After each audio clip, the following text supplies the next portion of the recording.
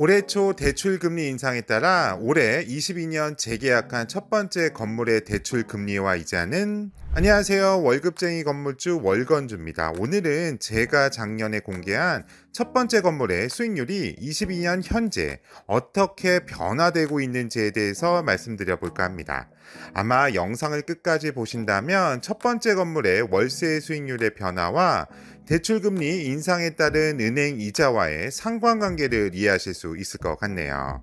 제가 늘 말씀드리지만 월세 수익과 은행 대출 금리는 트레이드오프 관계이기 때문에 대출 금리가 오르면 월세 수익은 낮아지고 대출 금리가 낮아지면 그만큼 월세 수익은 높아지겠네요. 또한 제가 늘 말씀드리지만 꼬마 빌딩 투자 수익에는 크게 매달 받는 은행이자를 제외한 월세 수익과 몇 년간 보유하면서 발생하는 집가 상승에 의한 시세 차익이 있는데요. 저와 같은 경우 아직 근로소득이 있음에 따라 월세 수익보다는 장기간 보유함에 따른 시세 차익에 좀 더 비중을 두고 투자를 진행한다고 말씀드렸습니다. 하지만 요즘과 같이 대출 금리가 높아지고 있는 상황에서는 이러한 월세 수익 또한 매우 중요하다고 생각이 드는데요. 또한 월세 수익도 어느 정도 나와 주어야 향후 시세 차익을 기대할 수 있는 거겠죠. 그렇다면 여러분들이 궁금해한 22년 현재 제 건물의 월세 수익은 어떻게 변화되고 있는지에 대해서 말씀드려 보겠습니다.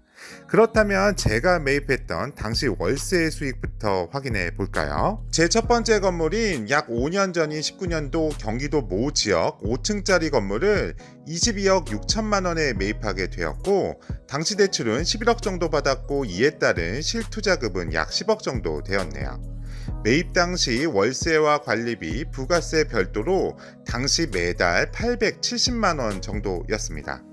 그리고 지난번 올린 영상에서 말씀드린 대로 월세는 조금씩 올려 약 900만 원이 되었고요.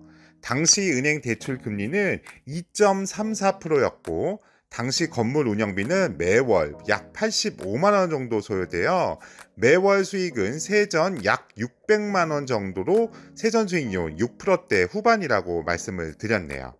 혹시 세부 내역이 궁금하신 분들은 이전 영상을 참고하시면 좋을 듯 싶습니다. 그렇다면 약 1년이 지난 현재 수익률을 말씀드리기에 앞서 우선 제 첫 번째 건물 월세와 은행 대출 금리 변화 추이부터 한번 정리해 볼까요?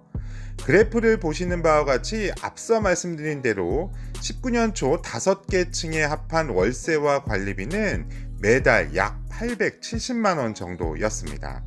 영상을 올린 시점에서는 꾸준히 월세를 올려 월세는 약 900만 원이 되었는데요. 하지만 20년도 본격적으로 코로나가 터지면서 4월부터 5층 원장님의 사정으로 인하여 월세를 일부 낮춰드리면서 이와 같이 월세는 줄어들게 되었네요. 하지만 코로나 거리 규제가 완화되는 분위기에 20년 초부터는 몇 개 층의 월세를 꾸준히 올렸고 본격적으로 코로나 생활 방역으로 전환되면서 22년부터 6월부터 현재까지는 이전대로 월세를 받기 시작하면서 현재 월세와 관리비, 부가세 별도로 약 934만 원이 되었습니다. 그렇다면 제가 받은 대출 금리는 어떻게 바뀌었을까요? 말씀드린 대로 저는 건물 매입하는데 약 11억 원을 대출받았고 참고로 저는 1년 변동금리로 매년 금리는 갱신하고 있습니다. 매입 당시 19년도만 해도 제가 받은 대출 금리는 3.27%였더라고요. 그러다가 20년도 경기부양책에 의해서 저금리 정책으로 20년에는 2.78%까지 내려갔고 이전 영상에 올린 시점이 작년에는 2.34까지 대출금리는 낮아지게 되었습니다. 하지만 아시는 바와 같이 올해 초 미국 금리 인상에 따라 대출금리가 본격적으로 오르면서 올해 제가 계약한 대출금리는 3.15%였네요. 그리고 이러한 기준금리 기조 상승에 의해서 아마도 내년 대출 재계약 시점인 23년 2월에는 이보다 높게 대출금리가 적용될 것 같습니다. 그렇다면 이러한 월세 추이와 대출 금리를 적용한 제 월세 수익률을 한번 말씀드려 보겠습니다. 다시 한번 강조해서 말씀드리지만 이러한 수익률은 세전 수익이고 종합소득세, 재산세 등의 각종 세금을 포함하고 앞서 경우와 같이 공실이라도 발생한다면 이보다 수익률은 더 낮아질 수 있다는 점 다시 한번 말씀드립니다. 그래프를 보시면 매입 당시 은행이자를 제외하면 세전 연수익률은 약 5.5%로 월 500만 원 수준이었어요. 꾸준히 금리는 낮아지는 반면 월세는 조금씩 올리면서 20년 초까지만 해도 수익률은 6.4%까지 올랐습니다.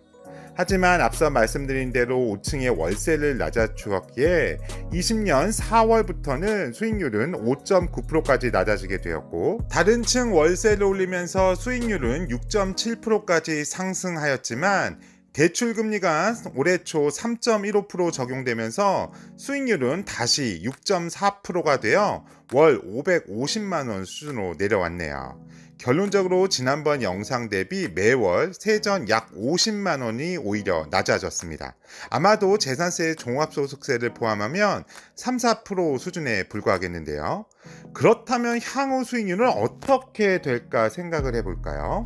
아마도 월세를 유지한다고 가정하면 만약 금리가 5%까지 오른다면 세전 수익률은 4.33%로 낮아지고, 만약 금리가 7%까지 오르면 수익률은 2.3%까지 낮아지게 되었네요. 아마도 세금과 기타 유지물 비용을 포함하고 월세를 꾸준히 올리지 못한다면 오히려 월세 수익은 마이너스가 될 수 있겠습니다.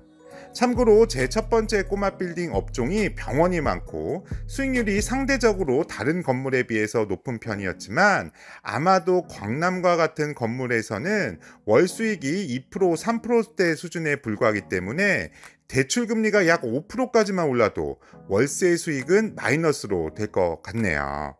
오늘 어떻게 보셨나요? 이와 같이 건물 투자에 있어서 대출금리 상승 기조는 꼬마 빌딩 월세 수익에 직접적인 영향을 줄 수밖에 없는데요.